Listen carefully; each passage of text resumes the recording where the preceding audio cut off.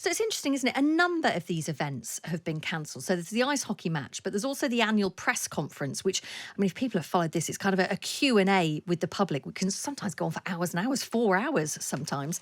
And also, it appears he's planning to skip his annual State of the Nation address to the lower and upper houses of Parliament. Do we have any idea of why? No, none whatsoever. Um, they used to call this Kremlinology in the Cold War, where every move of the Soviet leadership, their position of their hats on their when they were standing on the balcony during the Red Scare parades to see if this determined, what was the latest move of the Soviet Union.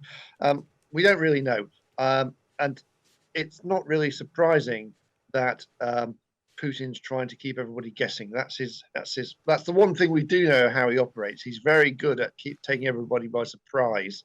So it's part of the sort of the media war of this conflict in which everybody is kept on their guard, kept off guard, surprises are sprung, or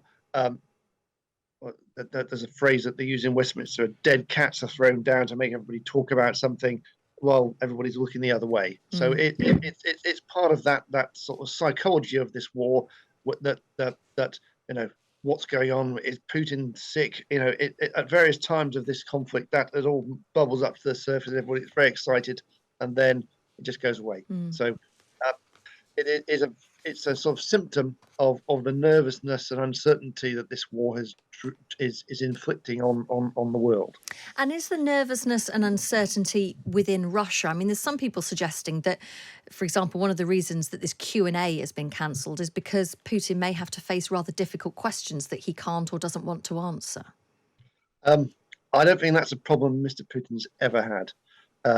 He's not somebody who worries about public criticism or certainly being criticised. He's he is a who he is, and he's more than happy to ride out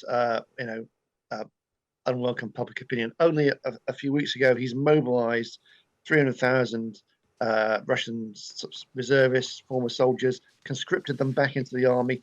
Very unpopular policy, but he didn't flinch. He went and did it, and very soon it's expected that he's going to send those 300,000 soldiers into battle. Several thousand of them are probably going to die or be seriously wounded. So he's not really worried about a bit of negative public opinion because he doesn't do a TV interview. So I think we're where we are on that one.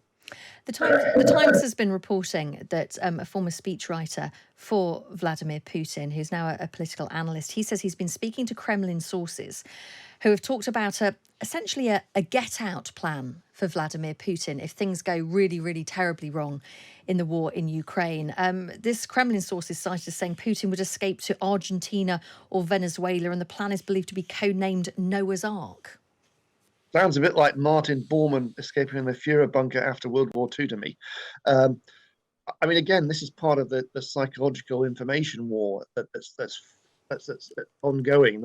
We've had sort of stories about him hiding in a bunker in Siberia as well.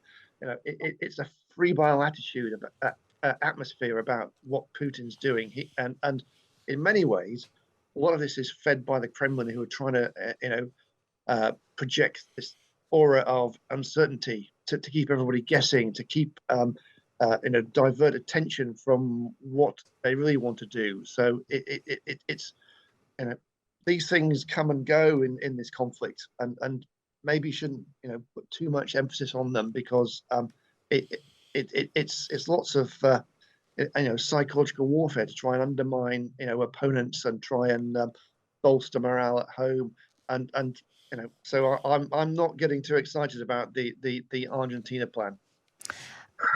I'm interested to know as well, I've been reading various reports in recent days about how Vladimir Putin has, if you like, stock TV footage of him meeting his military generals, so that if he does go quiet for a while and doesn't make any public appearances, they can just put this out.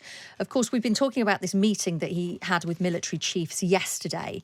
I'm just wondering, do you believe that happened? Because I was reading this morning, there was some surprise that one of the generals who was shown in this meeting was actually there, because some people thought he'd been sacked. I mean, if this was stock footage from days gone by, then that might add up. What are your thoughts on that? Well, I mean, I've seen this footage. You can't really work out where it is, when it was filmed, and you know, uh, sort of pin it down exactly as to where it when it was filmed, and that's not really surprising, because you know the Ukrainians have mounted several missile attacks on Russian military bases, several far inside Russia. So anything to do with Putin's location and the meeting generals in headquarters is probably going to be closely guarded to try and protect the location of where that event takes place.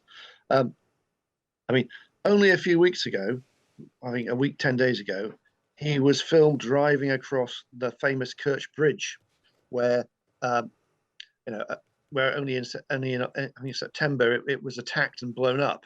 So you drove across this bridge and was filmed, and you could see it was the Kerch Bridge, and you could see a bit of the damage.